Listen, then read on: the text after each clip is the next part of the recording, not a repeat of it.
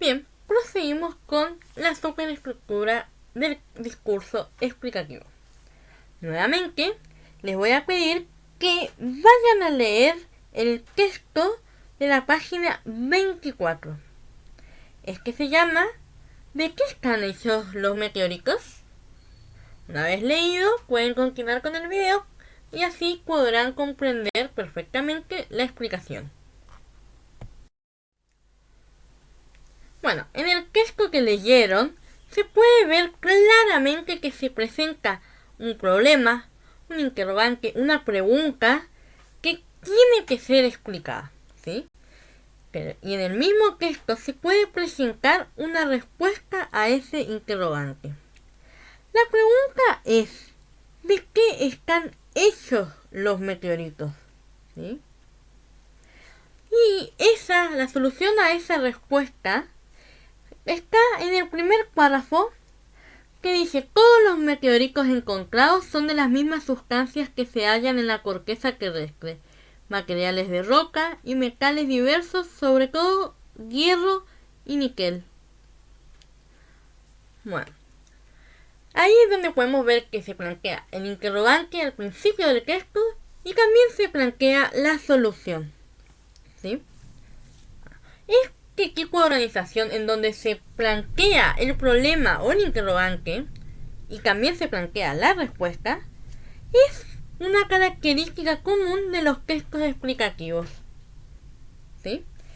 Estos tipos de textos siempre quieren tener la misma estructura, donde se presenta un problema, que es de qué están hechos los meteoritos, explicación del problema y justificación, que los materiales que los componen, sus nombres y sus características, es decir, esa es la explicación del problema, y por último, generan una conclusión.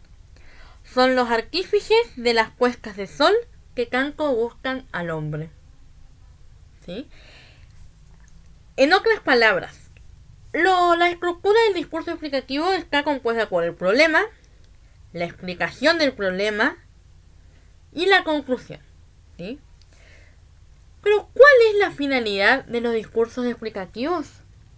Justamente es poder plantear interrogantes y explicarlos en un lenguaje que sea totalmente claro para las personas que no son expertas en los temas.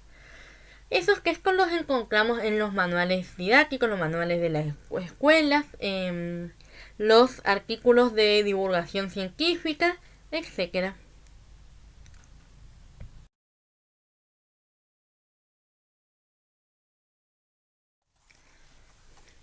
Bueno, una vez más vamos a pausar el video para poder leer el último texto que se encuentra en la página 24. Una vez leído el texto, nos podemos dar cuenta que la estructura del texto es la de un discurso explicativo.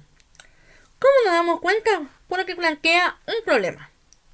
El problema es cómo se sabe que ese lugar que encontraron, ese precario edificio de barro, es un templo. Bueno, y ahí mismo en el texto te da la explicación y cuenta que fue lo que encontraron, ¿sí? Se encontraron ofrendas e iconos. Los iconos son las figurillas que tenían la forma de los dioses o de las cosas que en los egipcios adoraban y las dejaban como ofrendas en los templos, ¿sí? Se encontraron cocodrilos, erizos y figuras de mandriles, ¿sí? Esa es la explicación que justifica que ese lugar sea un templo, ¿sí? Y además también se parecen a otras cosas que fueron encontradas en los altares egipcios, ¿sí? Y por último, nos queda la conclusión, que dice: todo indica que el lugar fue un templo, un lugar reservado para el culto de las curiosas divinidades egipcias de aquel entonces, ¿sí?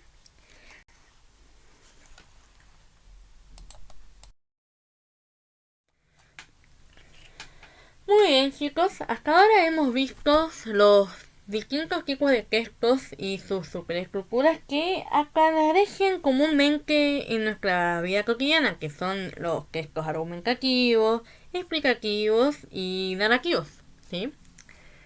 Sin embargo, hay otros tipos de quesos que aparecen que nos hacen preguntar si todos los quesos tienen una superestructura específica. Como por ejemplo, en el video vemos en la imagen podemos ver en la pantalla un librito de cocina, ¿sí? O ahí es lo que parece una receta médica. Que estos son más como indicaciones. No entran dentro de las estructuras de los textos que hemos estado estudiando hasta ahora. Entonces, debemos plantearnos nuevamente la pregunta, ¿todos los textos tienen una superestructura específica? Bien, como hemos podido evidenciar con los ejemplos anteriores, no todos los textos tienen un esquema global que esté determinado, ¿sí? Por ejemplo, lo que hemos dicho antes, las recetas de cocina o los certificados médicos que nos dan, por ejemplo, los doctores, ¿sí? No hay una estructura con las recetas de cocina que dicen preparar lo hervido primero o lo frito o lo más difícil o lo más fácil primero, porque generalmente las recetas de cocina tienen ordenado su manera de preparar de acuerdo a lo que es mejor para preparar dicha receta, no siguen una estructura determinada, ¿sí? Solamente se dedican a dar una instrucción, ¿sí? Bueno, también existen otros tipos de textos que la superestructura está determinada por unas reglas o normas dictadas por una institución, ¿sí? Como el Estado, la escuela, la iglesia. Por ejemplo, en la iglesia católica, para vos poder tomar tu primera comunión, vos tenés que hacer catecismo. Para hacer catecismo tenés que bautizarte, ¿sí? Son normas explícitas, ¿sí? Otro ejemplo de esto pueden ser los títulos de graduación, las leyes o las actas de una declaración policial.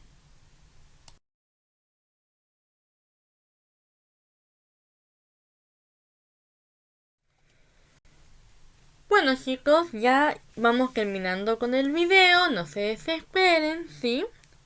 Vamos a ver otros indicios para clasificar los textos, ¿sí?